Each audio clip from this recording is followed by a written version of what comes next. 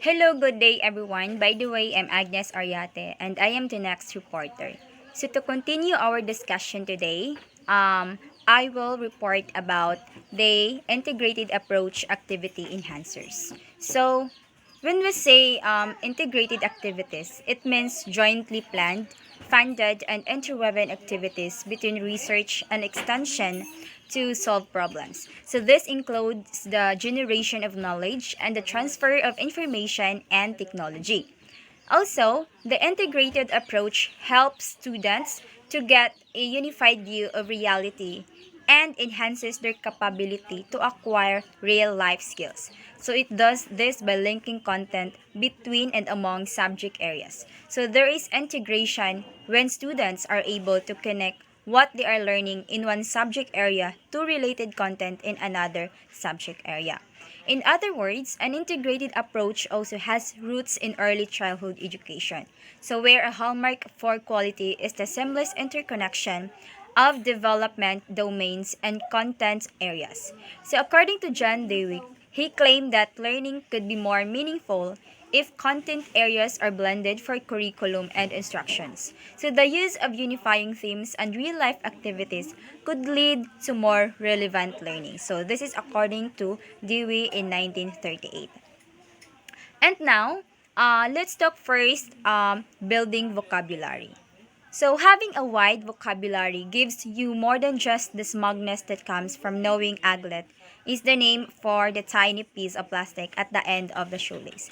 So, it's about finding the right word, the one special word in a sentence, so that will transmit an image or feeling directly into reader's mind. Okay? So, let's look at 10 strategies. Strategies we writers can use to expand our knowledge in our vocabulary. So first you have keep a vocabulary journal.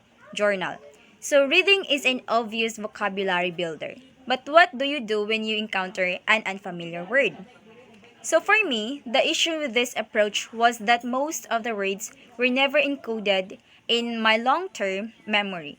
I knew it was unrealistic to memorize every new word I encountered. So I decided to try a different tactic. Okay? So I'd look up the definitions as I went along, but I'd only write down the words I could see myself using in my own writing. Okay? Also, I'd pick the three most interesting ones from my list. Open the document with my vocabulary journal and take the time to really get to know those three words. So that's what I did. Also, my vocab journal includes the original context, dictionary definition, etymology, usage in the news, and a practice sentence. So that's it. So next we have use flashcards. So we all know that Quizlet is a great free resource for flashcards that can be used across its website and mobile app. So you can make your own or find sets other people have created. So I recommended searching for SAT or GRE vocabulary. So Quizlet has a matching and testing feature so you can practice your knowledge. So that's a very helpful app. So you can always go old fashioned and write paper flashcards, okay? Which I still like to use when I want to scribble down mnemonic clues. Like for example, I learned the word extemporaneous, meaning something that's improvised or made up on the spot. By associating it with a word of similar meaning, spontaneous. Okay? So third, we have learn word roots. So what does it mean? So digging up word elements such as Latin roots can help you dissect individual words to understand their meaning. Oh, take the word antebellum. Si ante means before and bellum denotes war. So antebellum means before a war. So, although it's most often used to refer to the plantation era South before the American Civil War. So that's an example. So you can then use this knowledge to better understand words that share those elements such as antecedent and belligerent. Okay? And next we have start your day with a new word. Okay, so what does it mean? So many online dictionaries have an email sign up where they can share daily definitions. So are you familiar with it, 'di ba? So the word of the day app tells me a new word every morning. So it displays a basic definition and example sentences so that I don't get lost in etymology or start opening new tabs left and right. So sites like Merriam-Webster, are you familiar with that? Diba? Also host a number of fun word games and quizzes so you can use to test your knowledge and learn peculiar words. So that's an example. Next, we have delve into specialized terminology. Sometimes, the story demands that the character know how to ride a horse or that the reader can paint the landscape based on words alone. So every hobby or field of study comes with its own set of vocabulary. So learning that native language and applying it to your stories can better convince the audience of your world's reality. So you likely encounter the terms you need to know while you're conducting targeted research. But pay special attention to the words your sources use in discussing the topic. So be assured that you know exactly what the terms mean and in what context to use them. Okay, so it's important. Also, reading articles and books on these subjects, talking to an expert, or even talking online or in-person classes can acquaint you with the necessary jargon. So when you understand the fields of basic vocabulary, it's easier to determine what search terms you need to use to learn more. After all, you don't know what you don't know. Okay, so that's very much important. And next, we have start a word bank and word hit list. So even we build our vocabularies, we don't use all of the words in our arsenal, leaning more heavily on some and entirely forgetting others. As Roy Peter Clark, author of Writing Toll says, all of us possess a reading vocabulary as big as lake, but draw from a writing vocabulary as small as a pond. So this is why I keep a word bank, a list of verbs, adjectives, and nouns I already know the meaning of, but that I don't use often. Okay, so that's an example. Next, we need to double check definitions. Okay, double check definitions means it's a part of writers' vocabulary growth is determining when they're misusing words and discovering alternative definitions of familiar words. So it's good to get in the habit of double checking word meanings when you're not 100% sure.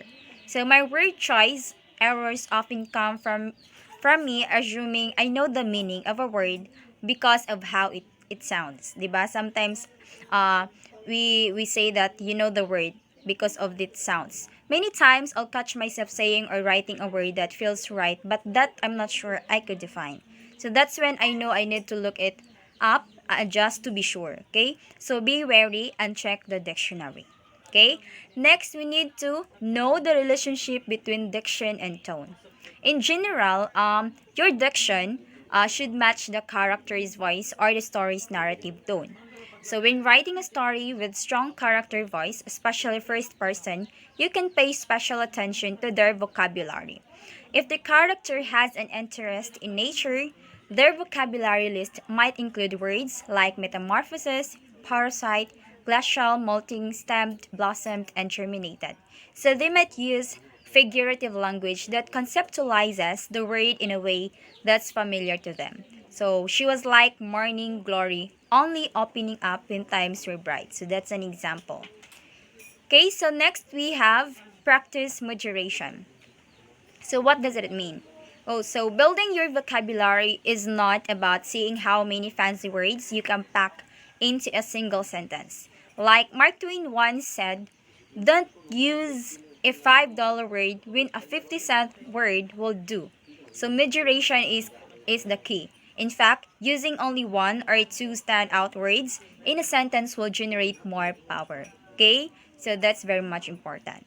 And then lastly, we have try a vocab writing exercises. So what does it mean? So if you'd like to further flex your word muscles, you can try creating a vocab story. Language can feel limited in its ability to express thoughts, but the more words you have at your disposal, the more opportunities you have to distill ideas into a digestible form. Okay? So that's all about the building vocabulary, the strategies in building our vocabulary.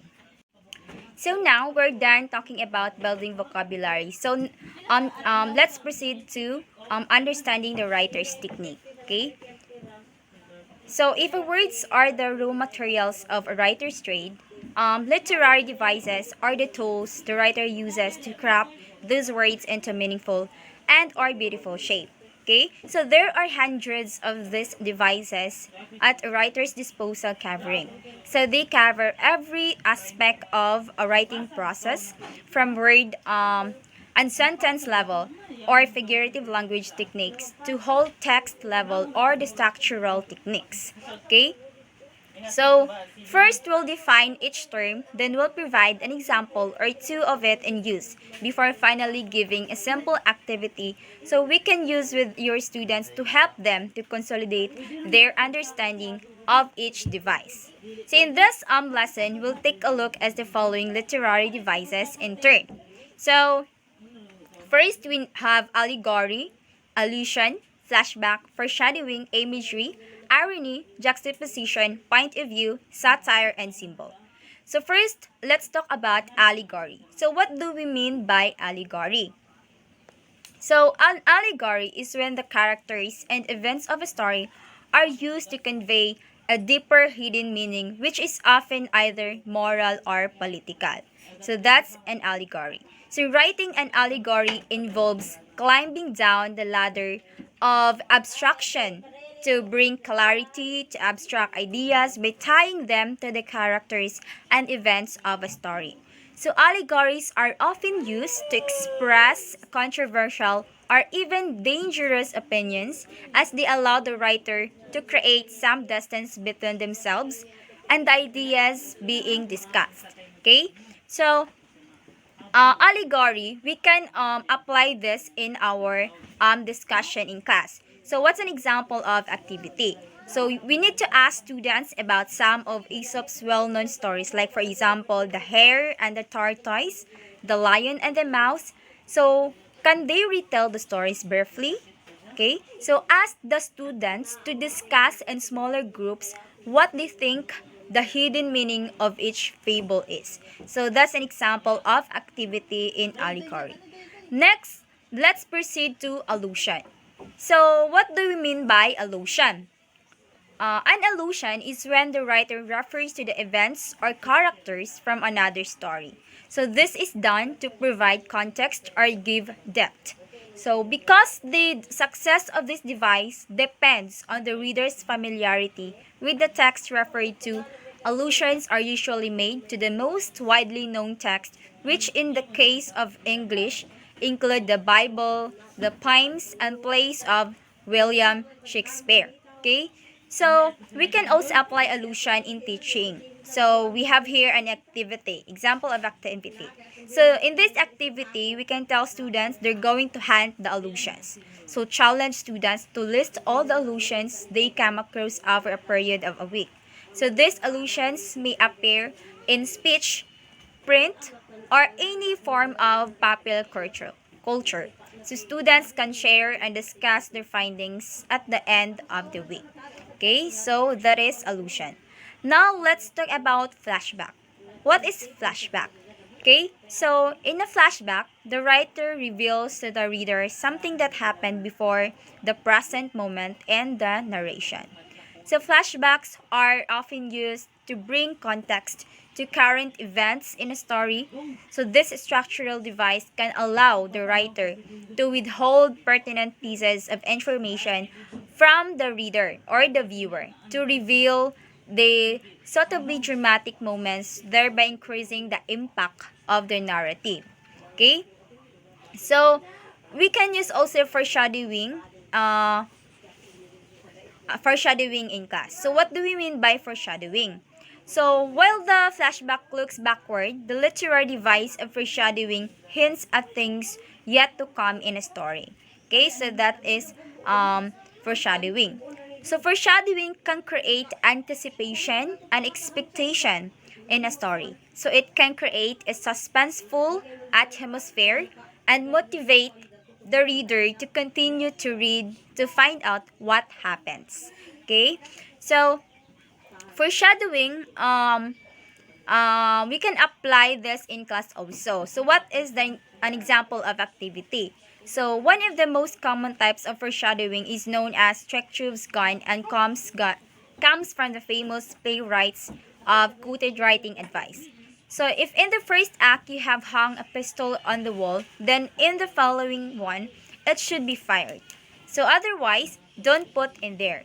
So in this practice activity, organize your students into groups and instruct them to write down the endings of 3 stories they are familiar with, like books or in movies. So now in their groups, challenge them to create an introduction scene to the book or movie that contains Chekhov's gun type.